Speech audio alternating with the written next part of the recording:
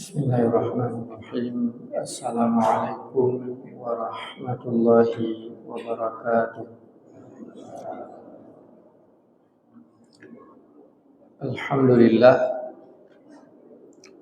alladzi arsala rasulahu bil huda wa dinil haqq liyuzhirahu 'ala ad-dini kullihi wa kafa billahi shahida.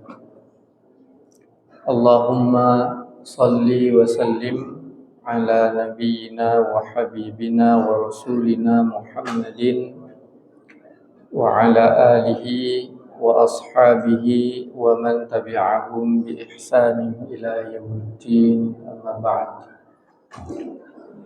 Syukur pada Allah Subhanahu wa taala pada malam yang mulia ini. Allah Subhanahu wa taala masih memberikan kesehatan dan kesempatan untuk kita semuanya untuk sama-sama bisa hadir ke rumah Allah, menunaikan kewajiban kita salat maghrib dengan berjamaah. Mudah-mudahan amal ibadah kita diterima di sisi Allah Subhanahu wa taala dan kita bisa menjaga amal itu sehingga kita menghadap Allah berat timbangan kebaikan kita di hadapannya. Kemudian selawat beriring salam kepada Rasulullah sallallahu alaihi wasallam, Rasul yang mulia, Rasul yang telah membawa umat manusia ke jalan Islam, jalan yang diridhai oleh Allah. Hadirin Ustadz semuanya, guru-guru kami, jamaah salat maghrib yang dirahmati Allah. Pada pertemuan sebelumnya kita telah sampaikan tentang Asmaul Husna. Allah itu adalah zat yang maha mensyukuri. Artinya Allah Subhanahu wa taala membalas segala kebaikan hamba-hambanya, baik itu orang-orang yang beriman kepadanya atau orang-orang yang ingkar, tetap Allah membalasnya sesuai dengan kebaikan yang mereka kerjakan. Hanya saja orang-orang kafir, orang-orang yang ingkar, orang-orang yang tidak beriman kepada Allah membalasnya di dunia sesuai dengan kebaikan mereka, dan untuk orang-orang yang beriman ada tambahan dari Allah Subhanahu wa taala, yaitu balasan yang agung di hari kiamat nantinya. Hadirin yang dirahmati Allah, pada malam hari ini insyaallah kita akan kembali menyampaikan kajian tentang Asmaul Husna, yaitu Allah Subhanahu wa taala Al-Azim. Allah Subhanahu wa taala Al-Azim, yaitu yang Maha Agung. Kita sering baca misalnya di dalam salat kita, ketika kita ruku', Subhana Rabbiyal Azimi wa bihamdihi, atau Subhana Rabbiyal Azimi saja. Ini adalah bagian dari zikir yang kita ucapkan dalam rangka untuk mengagungkan Allah Subhanahu wa ta'ala. Allah Subhanahu wa ta'ala yang disebut dengan Al-Azim, Maha Agung. Yang pertama, Allah Subhanahu wa ta'ala memiliki seluruh sifat kesempurnaan, memiliki nilai keagungan yang paling sempurna. Allah Subhanahu wa ta'ala adalah zat yang maha agung, mulai dari menciptakan langit dan bumi dengan keagungannya, kemudian menciptakan makhluk hidup, terutama kita manusia, makhluk yang istimewa. Dengan kalimat Al-Quran fi ahsani taqwim, itu adalah bagian dari keagungan Allah Subhanahu wa ta'ala. Ayat berkenaan dengan Allah Subhanahu wa ta'ala memiliki sifat Al-Azim ini, misalnya ayat yang sangat sering kita baca, surat Al-Baqarah ayat 255 yang kita kenal dengan ayat kursi. Di antara bunyinya di ujung dari surat ini adalah, dari ayat ini, kalimatnya wasi'a kursiyyuhus samawati wal ard wala ya'uduhu hifdhuhuma wa huwal aliyyul azim. Dan kekuasaan Allah Subhanahu wa taala itu meliputi as-samawati wal ard, meliputi langit dan bumi. Jadi Allah Subhanahu wa taala kekuasaannya tanpa batas, tidak tersekat-sekat. Ini adalah kekuasaan Allah Subhanahu wa taala. Wala ya'uduhu hifdhuhuma, dan Allah Subhanahu wa taala itu tidak merasa berat dalam menjaga, dalam memelihara, dalam membina seluruh yang telah Allah ciptakan. Itu mudah sekali bagi Allah Subhanahu wa taala. Wa huwa, dan Allah Subhanahu wa taala itu Al-Aliyyu Al-Azimu, adalah zat yang maha tinggi. Tentang sifat ini insyaallah kita akan sampaikan ke depan. Kemudian yang kita bahas malam ini Al-Azimu, Allah Subhanahu wa taala adalah zat yang maha agung, memiliki kemuliaan yang tanpa batas, keagungan yang tiada tara. Kemudian misalnya di ayat yang lain, fasabbih bismi rabbikal azim, maka bertasbihlah dengan menyebut nama Tuhanmu yang maha agung, yang memiliki kemuliaan yang besar, yang memiliki keagungan yang sangat luar biasa, yang tanpa batas. Hadirin jamaah yang dirahmati Allah. Kemudian yang kedua, Allah Subhanahu wa taala disebut dengan Al-Azimu, maknanya adalah kebesaran Allah Subhanahu wa taala, keagungan Allah Subhanahu wa taala itu tidak tertandingi dengan makhluk manapun. Jadi Allah Subhanahu wa taala keagungannya itu tidak ada tandingannya. Sehingga kalau ada kalimat Al-Azim yang maha agung, atau kita ta'zim, mengagungkan sesuatu yang selain Allah Subhanahu wa taala, maka keagungan sesuatu yang kita agungkan itu pasti terbatas. Misal seorang anak mengagungkan, membesarkan, menghormati orang tuanya, maka keagungan orang tuanya itu terbatas. Karena orang tua telah memeliharanya, mendidiknya, maka dia mengagungkannya.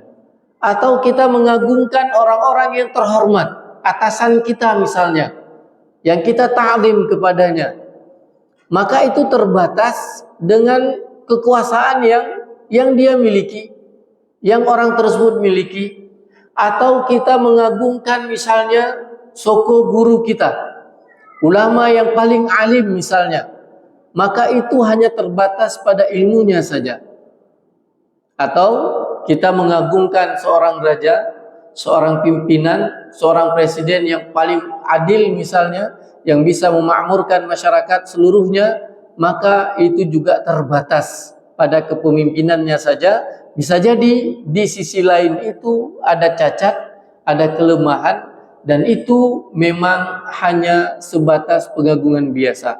Tapi maha agungnya Allah Subhanahu wa taala itu dapat dilihat mulai dari zat Allah Subhanahu wa taala yang maha agung. Misalnya Allah sebutkan dalam surat Al-Ikhlas, qul huwallahu ahad, katakanlah Muhammad, Allah itu ahad, Allah itu esa. Jadi tidak ada duanya. Allahus samad, Allah itu tempat kita menggantungkan segala sesuatu dalam hidup ini. Lam yalid walam yulad, Allah itu tidak beranak dan tidak pula diperanakkan. Walam yakun lahu kufuwan ahad, dan tidak ada satupun di alam semesta ini yang setara dengan Allah Subhanahu wa taala dari segi zatnya. Kemudian dari segi keagungan perbuatan Allah Subhanahu wa taala, menciptakan langit, menciptakan bumi, bahkan menciptakan diri kita manusia fi ahsani taqwim ini, maka itu tidak setara Allah Subhanahu wa taala yang keagungannya luar biasa. Jangan menyandingkan keagungan Allah itu dengan makhluknya. Baik, makanya hadirin yang dirahmati Allah Subhanahu wa taala, kalau kita kasih nama tanyo buhnan ke anak kita nyo, maka jangan kita kasih kalimat Al-Azim, tapi Abdul Azim atau hamba yang agung.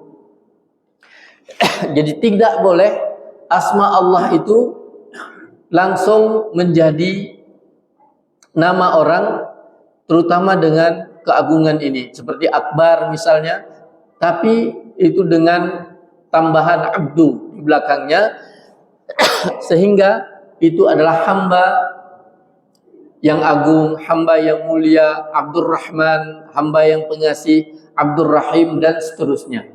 Maka ini menjadi perhatian bagi kita dalam memberikan nama untuk anak-anak kita.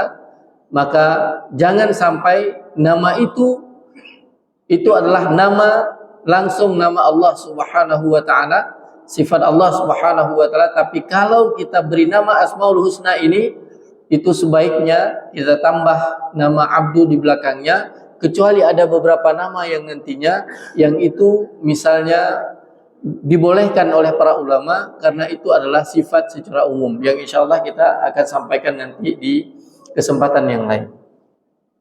Baik. Hadirin jamaah yang dirahmati Allah, ini merupakan keagungan Allah Subhanahu wa taala.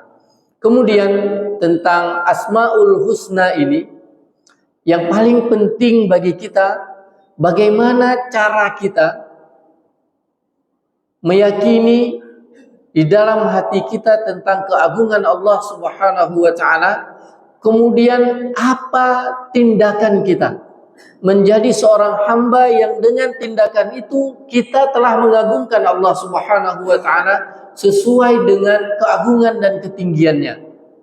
Yang pertama, para ulama menyebutkan kita sebagai seorang hamba itu harus menyadari, kemudian harus mengagungkan kebesaran Allah Subhanahu wa taala dengan banyak berzikir kepadanya dengan kalimat Al-Azim ini. Misalnya ada hadis dari Nabi SAW yang sering disampaikan oleh ustadz-ustadz kita bahwa ada dua kalimat yang ringan sekali diucapkan oleh lisan, khafifatani fil lisan, ringan sekali. Akan tetapi dua kalimat itu habibatani ilar rahman, sangat dicintai, sangat disukai oleh Allah Subhanahu wa taala yang Maha Rahman. Kemudian dia berat dalam timbangan Allah Subhanahu wa taala, tsaqilatani fil mizan. Dua kalimat itu benar-benar berat dalam timbangan Allah Subhanahu wa taala. Apa kalimat itu? Subhanallahi wa bihamdihi subhanallahil azim. Ini yang harus sering kita ucapkan untuk membasahi lisan kita dengan kalimat ini. Subhanallahi wa bihamdihi subhanallahil azim. Maha suci Allah dan segala puji baginya, kemudian segala maha suci Allah yang maha agung. Ini adalah kalimat yang senantiasa kita harus ucapkan dalam kehidupan kita, karena kalimat ini adalah kalimat yang kita mungkin ringan mengucapkannya. Mangat akun sirataja sirata jitakeun siratadu dengar da pegahabat dengar pembicaraan rakan kadang-kala jitakeun kalimatnya, tapi di hadapan Allah Subhanahu wa taala berat sekali timbangannya dan sangat dicintai oleh Allah Subhanahu wa taala karena mengandung pengagungan terhadap sifat dan asma Allah Subhanahu wa ta'ala. Kemudian yang kedua, kita mengagungkan Allah Subhanahu wa ta'ala itu selain dari zikir tadi, yaitu dengan mengagungkan syiar-syiarnya. Kita besarkan syiar-syiar Allah Subhanahu wa ta'ala. Dah contoh, misalnya dalam surat Al-Hajj Allah jelaskan, "Dzalika wa man yu'azzim sya'airallah." Demikianlah perintah Allah Subhanahu wa ta'ala, "Wa man yu'azzim sya'airallah." Barang siapa yang mengagungkan syiar-syiar Allah, fa innaha min taqwal qulub, maka sesungguhnya itu tanda hatinya bertakwa kepada Allah Subhanahu wa ta'ala. Kalau kita ingin mengukur diri kita adalah orang-orang yang hati kita tunduk patuh kepada Allah Subhanahu wa ta'ala, kita masuk dalam golongan orang-orang yang takwa kepada Allah, caranya yaitu yu'azzim sya'airallah, yaitu mengagungkan syiar-syiar Allah Subhanahu wa ta'ala. Cuman kiban yang gepenan syiar Allah dalam ayatnya, saya tak kutip pandangan dari Ibnu Abbas ketika menafsirkan wa man yu'azzim sya'airallah. Dijelaskan oleh Ibnu Abbas, orang-orang yang mengagungkan syiar-syiar Allah itu maksudnya yaitu orang-orang yang menyembelih hewan kurban. Kenapa? Karena di ayat yang lain disebut dengan hurumatillah, orang-orang yang mengagungkan bulan-bulan haram termasuk Dzulqa'dah, Dzulhijjah, Muharram, kemudian Rajab, itu juga bagian dari orang-orang yang mengagungkan syiar-syiar Allah Subhanahu wa ta'ala. Dan syiar Allah yang paling besar di bulan haram itu yaitu bagi orang yang tidak berhaji, tanya yang hana jauh haji, yaitu menyembelih hewan kurban. Aisyah radhiyallahu anha menyebutkan bahwa amalan yang terbaik yang dilakukan di hari nahar itu dan di 3 hari tasyrik yaitu ihraqud dam, yaitu mengalirkan darah hewan kurban. Nah, kalau kita mau mengagungkan syiar-syiar Allah Subhanahu wa ta'ala yang insyaallah sebentar lagi akan datang di hadapan kita, bulan Dzulhijjah ini, tanggal 10 Dzulhijjah, hari raya Idul Adha, hari berkurban, dan juga hari-hari tasyrik, maka kita harus menyembelih hewan kurban. Mana pertanyaan, Ustaz, lun hana lu sembelih hewan kurban, tapi ba'ur raya Idul Adha-nya lu sedekah peng kana yatim melebihi dari urang yang kurban. Yang urang kurban mungkin jutaan dan puluhan juta. Atau lu infak untuk masjid. Apakah itu perbuatan baik? Ya. Tapi kalau berkenaan dengan hari nahar Idul Adha itu, amal yang terbaik yaitu ihraqid dam, yaitu menyembelih hewan kurban, bukan yang lainnya. Makanya Aisyah radhiyallahu anha menyebutkan, ma amila adamiyun min amali yaumin nahri ahabba ila Allah min ihraqid dam, kata Aisyah. Tidak ada amal yang dilakukan oleh anak Adam ini dari amal-amal di hari nahar itu, raya Idul Adha tanggal 10, kemudian tambah dengan 3 hari tasyrik 11, 12, 13, dan amal itu lebih dicintai oleh Allah Subhanahu wa ta'ala min ihraqid dam, hana amal lain yang lebih hebat daripada menyembelih hewan kurban, walaupun mungkin menyosaboh mata, istilahnya nyosaboh lumo na 7 urang, mungkin cuma 2.800.000 rupiah. Yang bisa jadi ada orang lain yang infaknya lebih banyak di hari itu, tapi bukan untuk kurban, tapi tidak lebih baik dibanding dengan orang yang mau berkurban. Begitu Allah pilih amal-amal tertentu itu baiknya di hari-hari tertentu. Sebagaimana misalnya kita salat malam, itu yang terbaik itu di 1/3 malam terakhir. Begitu juga membaca Al-Quran. Yang paling bagus baca Al-Quran itu di bulan Ramadan, karena itu bulan turunnya Al-Quran. Tetapi untuk hari Raya Idul Adha ini, di bulan haram itu, amal terbaik kita yaitu ihraqud-dam, yaitu menyembelih hewan kurban. Kemudian Aisyah radhiyallahu anha melanjutkan, innaha la ta'ti yaumal qiyamati biquruniha wa asy'ariha wa adlafiha. Hewan kurban itu yang kita sembelih, yang tanda kita mengagungkan Allah Subhanahu wa taala di hari raya Idul Adha itu, nanti dia akan datang di hari kiamat bersama dengan tanduknya, bersama dengan bulu-bulunya, bersama dengan kuku-kukunya. Jadi saksi di hadapan Allah Subhanahu wa taala bahwa kita telah mengagungkan Allah, yaitu dengan mengagungkan syiar-syiar Allah Subhanahu wa taala. Padahal tanduk, bulu, kuku itu kita tidak pakai. Menyelumo lungkenya hendak pakai le urang. Tapi menyokubu bisa jadi juga ge parang ge sikit, tapi lumo jeruk. Apalagi kukunya. Tetapi itu di sisi Allah Subhanahu wa taala itu juga menjadi saksi untuk kita. Apalagi bulunya, bukan kulit, tapi asy'ar, bulu.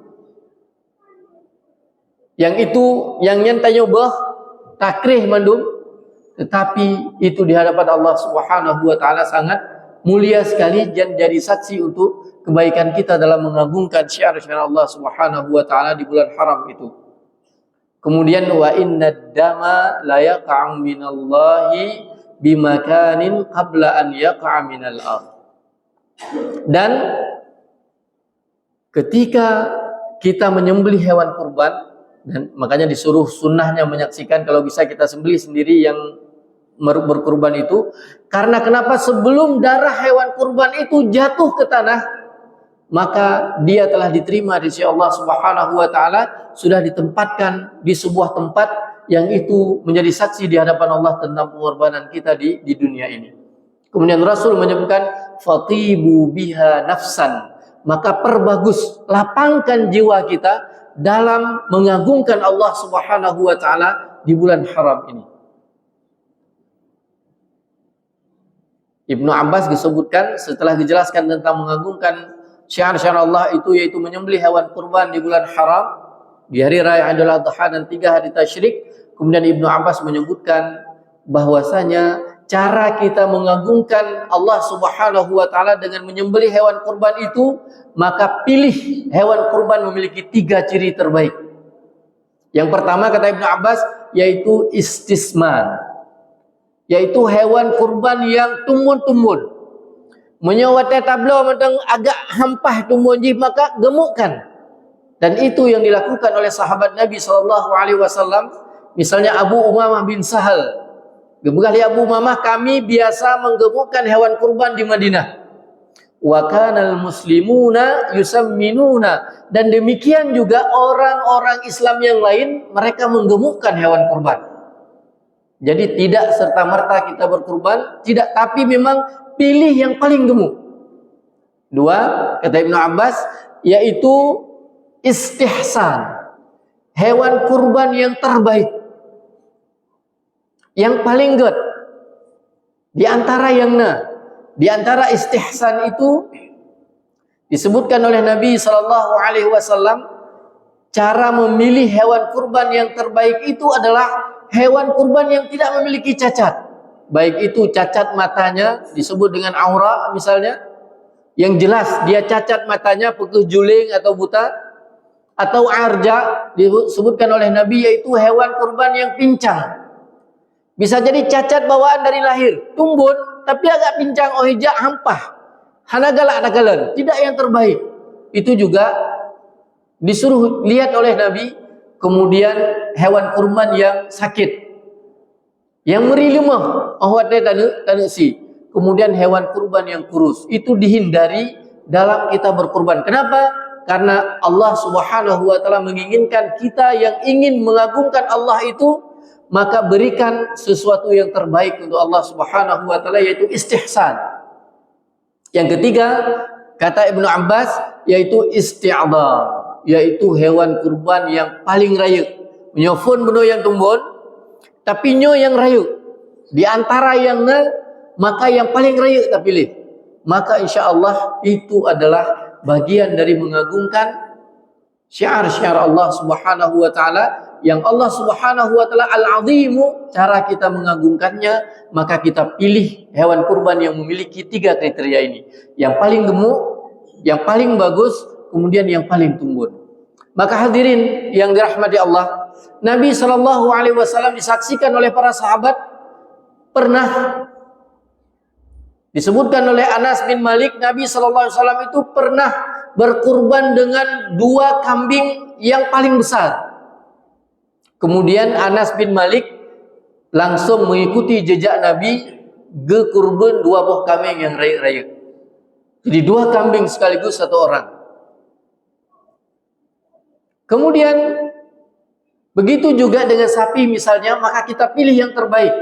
Maka mungkin sebaiknya kalau ada kepanitiaan dalam penyembelihan hewan kurban, maka panitia itu benar-benar ketika membeli hewan kurban, kalau memungkinkan pilih perwakilan dari yang berkurban untuk melihat ketika membeli hewan kurban itu yang terbaik, yang mereka sangat senang melihatnya dan merasa puas gitu. Dan itu insya Allah yang terbaik di hadapan Allah Subhanahu wa ta'ala.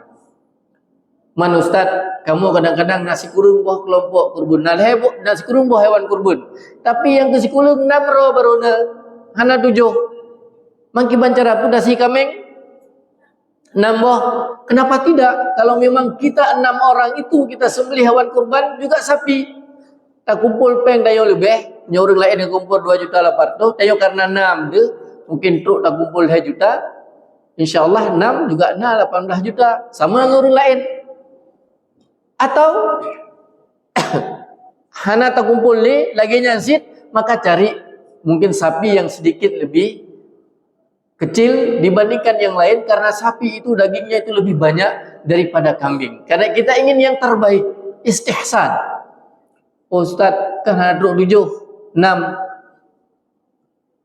Batasan dari Nabi SAW untuk unta dan sapi itu batas maksimal 7 orang. Tapi musuh siro deedasi, maka silakan. Tanya nak omset mungkin miliaran per tahun, kan hana harus untuk tamuin sama dengan urang mesti juga sabuh mata dah cok sabuh lumu.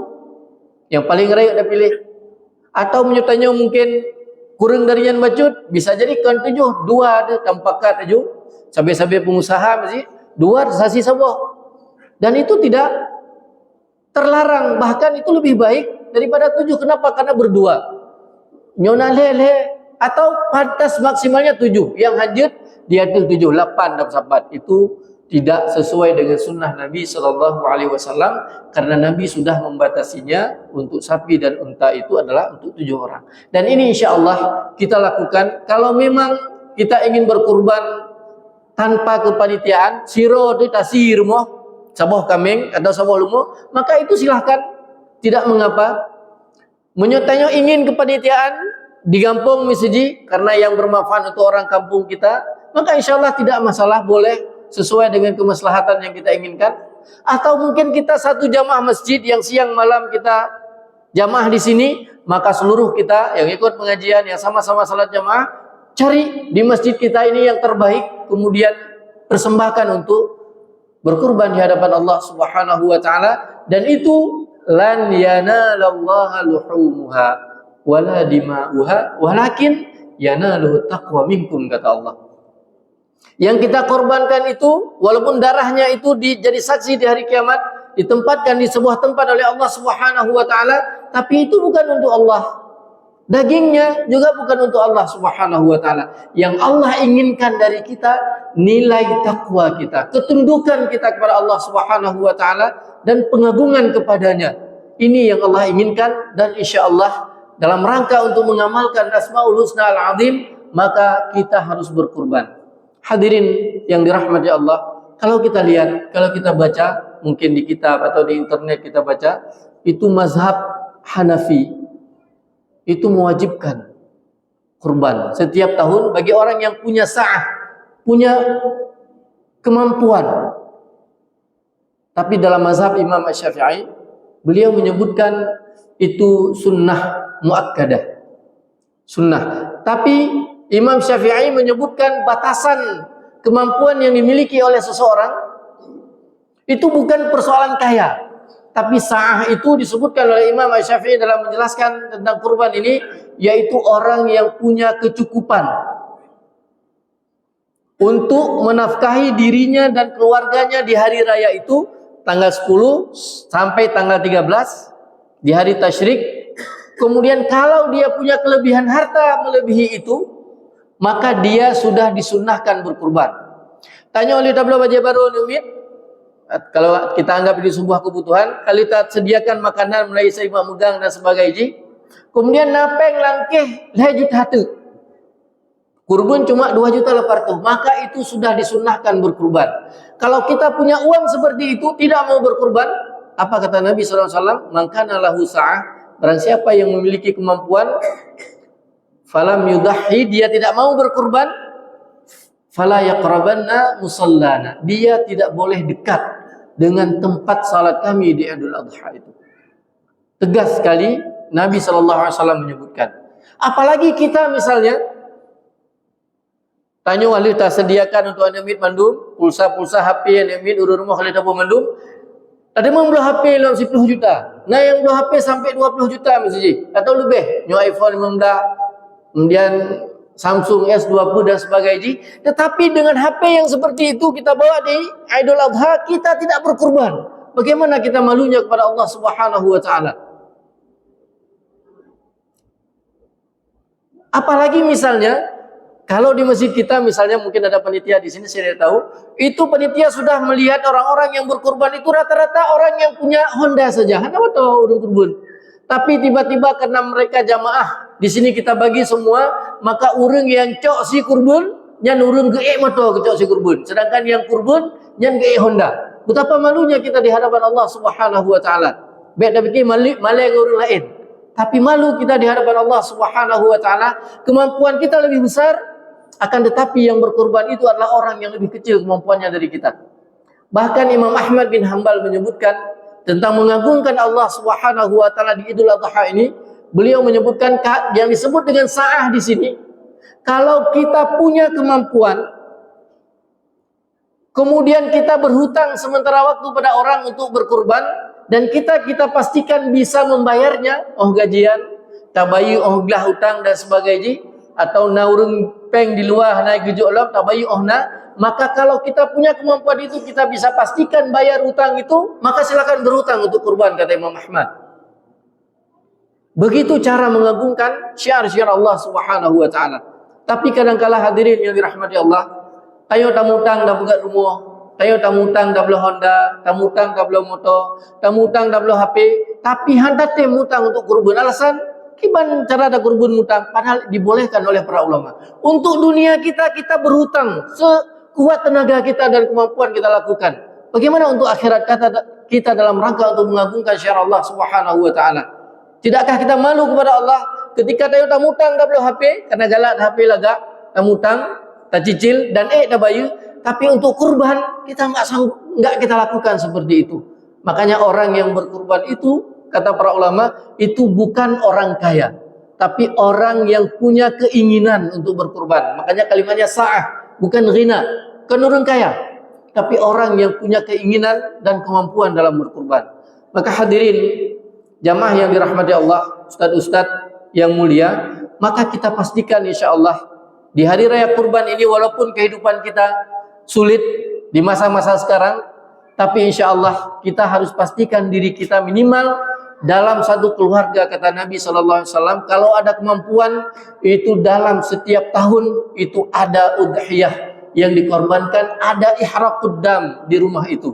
Itu yang diinginkan oleh Nabi SAW. Mudah-mudahan dalam rangka kita mengamalkan Asmaul Husna Al-Azim ini Allah Subhanahu wa taala yang Maha Agung, maka kita mengagungkan syiarnya insyaallah dengan berkurban di bulan haram, bulan yang mulia, ketika kita tidak berhaji ke Baitullah. Kemudian selanjutnya, cara kita mengagungkan asma Allah Subhanahu wa taala ini Al-Azim, yaitu dengan menjadikan diri kita orang-orang yang rendah hati, tidak sombong di hadapan Allah Subhanahu wa taala. Kita tidak menyombongkan diri di hadapan manusia yang lain. Kenapa? Karena al-kibriya itu, sombong itu tidak pantas disandang oleh makhluk Allah. Apalagi kita yang dhaif ini. Al-kibriya itu ridai, kata Allah Subhanahu wa taala dalam hadis qudsi. Kesombongan itu adalah bajuku, kata Allah. Wal 'azamatu izari, dan keagungan itu adalah pakaian Allah Subhanahu wa taala. Faman naza'ani wahidan minhuma adzabtuhu. Orang-orang yang mengambil salah satu dari perhiasan Allah Subhanahu wa taala, kesombongan itu dia ambil, itu tidak pantas, itu hak Allah Subhanahu wa taala, maka adzabtuhu, aku akan mengazabnya. Maka hadirin yang dirahmati Allah, kita dalam hidup ini betapapun kita memiliki kehebatan, baik fisik misalnya, baik harta, ilmu, kedudukan, status sosial, dan lain sebagainya, maka jangan sampai kita menjadi orang-orang yang kibriya, orang-orang yang sombong, karena itu adalah pakaiannya Allah Subhanahu wa taala yang tidak pantas disandang oleh manusia yang dhaif ini.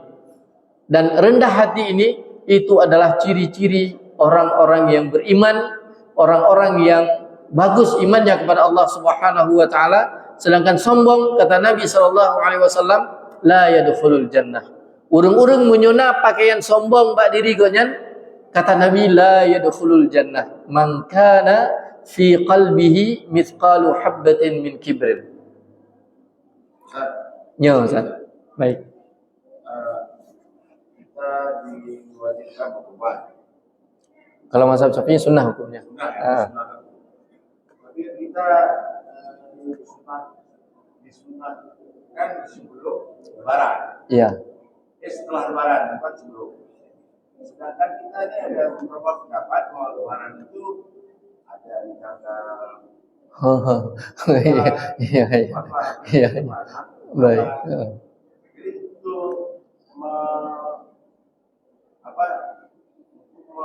Meyakinkan kita ya, supaya selaras kapan sebaiknya kita lakukan, supaya ada satu kelompok beda pendapat dengan kelompok lain dalam berhari raya. dalam kelompok itu sendiri. Ya, dalam berhari raya misalnya. Dalam berhari raya sebagaimana dijelaskan oleh Ustaz Fakirnya sebelumnya. Ya. Cuman untuk supaya kita nggak ragu-ragu itu gimana solusinya? Baik. Misal kita di sini misalnya gini. Dalam berhari raya ada orang yang yakin ikut pemerintah 100%. Karena itu ulil amri. Ada yang yakin ikut Muhammadiyah 100%. Dan Muhammadiyah itu memakai hisab misalnya dalam penentuan penanggalan Hijriah.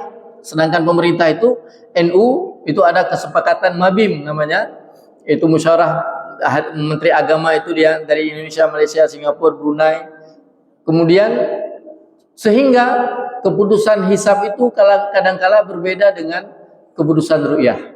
Nah, bagaimana kita berkurban? Ustadz, kamu kurban di Masjid Taqwa misalnya, tapi yakin muro raya sesuai dengan Masjid Ikhlas.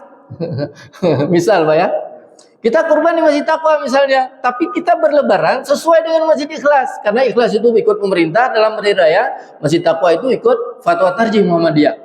Angkiban yang Ustaz, kamu kurban nih di Masjid Taqwa, nyan kamu menang puasa Arafah. Yang gitu Ustaz ya. Bagaimana ini? Maka pilih tempat yang sesuai dengan ketentraman hati kita. Kalau sudah terlanjur, katakan sama panitia yang memang berbeda hari raya dengan kita, kalau bisa itu sembelih di hari raya yang kedua atau di hari tasyrik di sana, kita di sini baru hari Nahar. Itu boleh karena kita yang berkurban, ketentuan berkurban itu kita, bukan panitia. Panitia hanya menjalankan itu. Tapi kalau panitia sudah menetapkan tanggal yang sama dan kita tidak yakin dengan tanggal itu, maka pindah kurban kita. Kita sholat hari raya sesuai dengan misalnya di Masjid Agung atau Masjid Ikhlas tanggal 17 katakan ini misal. Tetapi jangan berkurban orang-orang yang salah hari raya di tanggal 16 kalau mereka menyembelih hewan kurbannya di hari raya pertama. Tapi kita termasuk kita musyawarah, itu bagaimana tentang kurban itu? Kalau bisa, kalau ada perbedaan hari raya yang seperti ini, kita khawatir ada jamaah yang berkurban berbeda dengan amalan yang dilakukannya di hari raya itu. Goyang kurban galak masih takwa masjid, tapi gesalah di Masjid Agung. Maka panitia juga harus punya toleransi. Itu sembelih kurbannya di lebaran kedua di Muhammadiyah sehingga sama dengan yang di pemerintah. Itu lebih aman dan insya Allah lebih mudah. Kenapa? Karena kalau berkurban langsung di hari raya pertama, ini misal Pak ya, bukan berarti Muhammadiyah seperti itu. Itu akan bermasalah. Pengalaman kami di Juli, ketika kita ingin berkurban sesuai dengan tanggal kita beridul adha, sedangkan di desa setempat itu belum berhari raya, maka khawatir kita. Mandu mureng gejak pada yang rofon Pak. Gejak kurban. Dan itu panitia akan kewalahan. Akan habis kupon, urang mentang dan gejak. Maka untuk keseragaman dan insya Allah panitia kita insya Allah sudah mengiyakan ini. Baik di ikhlas, bisa jadi insya Allah mungkin di takwa kita atau di Juli atau dimanapun mungkin panitia itu punya kebijaksanaan yang insya Allah untuk menenteramkan jamaah. Yang penting kita punya niat untuk berkurban. Itu sama juga dengan Idul Fitri Pak. Misalnya kita salatnya di Masjid Taqwa, tapi kita kasih fitrah di kampung. Kita udah salat hari ini, tapi kampung kita baru bayar fitrah nanti dikasih nanti malam. Nah itu bagaimana? Itu insya Allah tanya ke Ustaz yang insya Allah lebih bijak dalam menyampaikan fikih-fikih seperti ini. Baik, ini yang bisa saya sampaikan Ustaz tentang persoalan ini. Karena ini persoalan teknis yang panitia itu kalau bisa jangan membuat sesuatu yang bisa menggoncangkan jiwa jemaah. Yang paling penting bagi kita, bagaimana kita bisa berkurban.